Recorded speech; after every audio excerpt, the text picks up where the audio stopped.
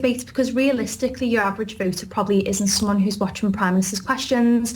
They're seeing small snippets of politicians on the news and on social media, and this really gives politicians a platform to lay out what they're about and appeal to that average voter who is going to be making that decision at the polls on the 4th of June. Do they make any difference though to how people vote, do you think?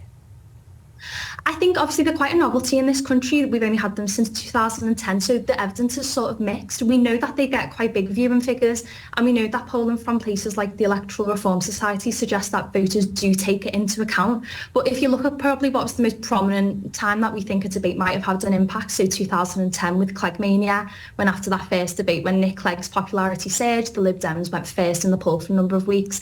Actually, they lost vote share in the actual election that followed. So it's quite hard to decipher whether actually, interest and the things that happen in debates actually do have an impact at the ballot box at the end of the day. Yeah, we're watching pictures of that debate from 2010, and interestingly then there were three of them, weren't there? The Lib Dems, the Conservatives and Labour.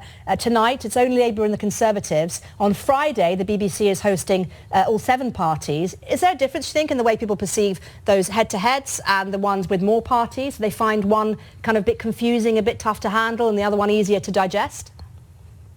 I think they're both slightly different. We know from the head-to-heads that just by virtue of having two candidates, both parties have a bit more time to spell out what they're about, what they would do in government, and also it's kind of a replica of what we see at Prime Minister's Question. So for a lot of viewers, it's probably a bit more of a familiar contest. In those multi-party debates, often, a lot of voters are seeing some of these party leaders for the first time. There's new characters that they're unfamiliar with, and you often do see peaks in smaller parties' popularity after these debates. So think back to 2015 or 17 with the SNP or Plaid Cymru and the Greens. All those party leaders kind of got surges in popularity after those multi-party debates.